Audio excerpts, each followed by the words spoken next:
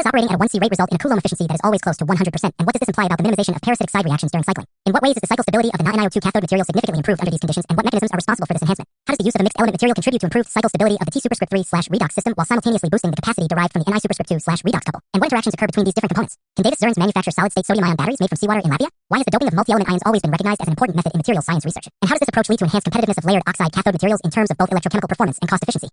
How do layered oxide cathode materials that use Mn3/redox pairs provide higher specific capacity, and what are the reasons that their working voltage remains relatively low, thereby failing to meet the high working voltage requirements of sodium-ion batteries? Conversely, how do O3 type MaxFAO2 materials leverage the higher working voltage provided by Fe3/redox pairs? And why does this advantage come with the drawback that the amount of Na ions that can be reversibly intercalated and deintercalated within the working voltage range is limited? What are the trade-offs involved when choosing between materials that offer higher capacity via Mn redox processes versus those that provide higher voltage through Fe redox mechanisms? And how might multi-element doping strategies be further optimized to balance these competing factors in advanced sodium-ion battery cathodes? How did Yabuchi et al. Adjust the raw material ratio of Na to Fe/Mn to synthesize the O3 type Na, Fe-MnY O2 material, and what specific changes in the raw material proportions lead to distinct variations in its chemical composition? In what ways does altering the Na and Fe/Mn ratio influence the crystal structure and phase purity of the layered oxide? And how does this structural modification subsequently affect the working voltage, which ranges from 1.5 to 4.2 V? What are the underlying electrochemical mechanisms that allow this material to achieve an initial specific capacity of about 125 mA Hg⁻1? And how does the distribution of Fe and Mn ions impact the redox behavior during Na ion intercalation and deintercalation? How significant is the relationship between the chemical composition and the overall electrochemical performance of the electromaterial, and which specific performance metrics, such as capacity, voltage profile, or rate capability, are most affected by these compositional adjustments? What